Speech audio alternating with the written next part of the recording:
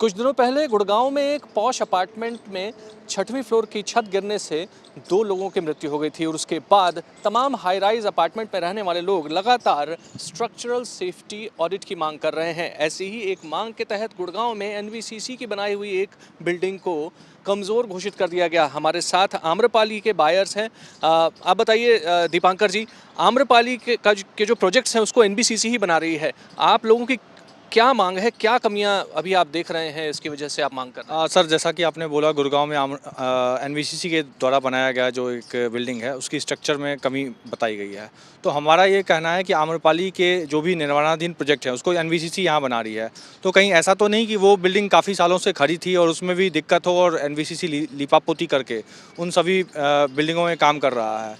एक दूसरी मन में शंका ये भी आ रही है कि हमें हैंडओवर होने के बाद कहीं कुछ दिक्कत आएगी तो उसकी बिल्डर तो है नहीं, तो किसको पकड़ेंगे। इसीलिए ये मुद्दा अभी जो है सो काफ़ी ज़्यादा हाईलाइटेड हुआ है और लोगों के मन में शंका है कि भाई स्ट्रक्चर कितने बिल्डिंग्स हैं, कितने फ्लैट्स हैं जो आम्रपाली के यहाँ पर बन रहे हैं? सर, नोएडा एक्सटेंशन में 36,000 फ्लैट को एनवीसीसी बना रहा है।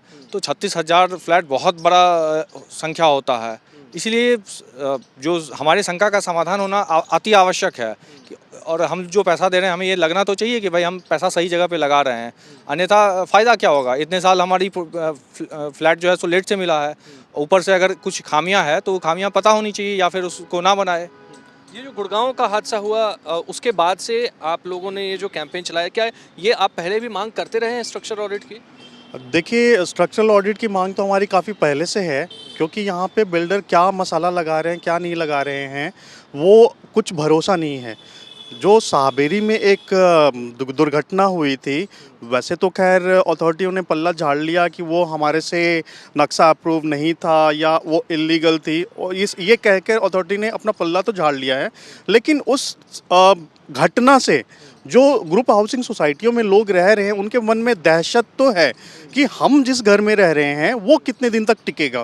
कहीं ऐसा तो नहीं कि वो भी 3 साल, 4 साल, 5 साल के बाद जो है सो गिर जाएगा। और इस डर का सबसे बड़ा वजह ये है कि कई सारे यहाँ पे सोसाइटीज़ हैं जहाँ पे बेसमेंट में हमेशा लीकेज बना रहता है। अब अगर बेसमेंट में लीकेज हो रहा, पानी लगातार जा रहा, वहाँ पे सरिया है, सरिया जंग खाएगा, तो कहीं ना कहीं उसकी नींव तो कमज़ोर हो ही रही है। तो ये सारी वजह से यहाँ के लोग चाह रहे हैं कि जो भी यहाँ पे बिल्डिंग्स बने हुए हैं, ग्रुप हाउसिंग सोसाइटीज़ बने हुए हैं, वहाँ पे स्ट्रक्चरल ऑडिट की जाए कि बिल्डर ने क्या मसाला लगाया है, क्या नहीं लगाया है, और बिल्डर की लाइफ कितने साल, बिल्डिंग की लाइफ कितने साल तक की है। बिल्डिंग की लाइफ कितने साल तक की है साहब?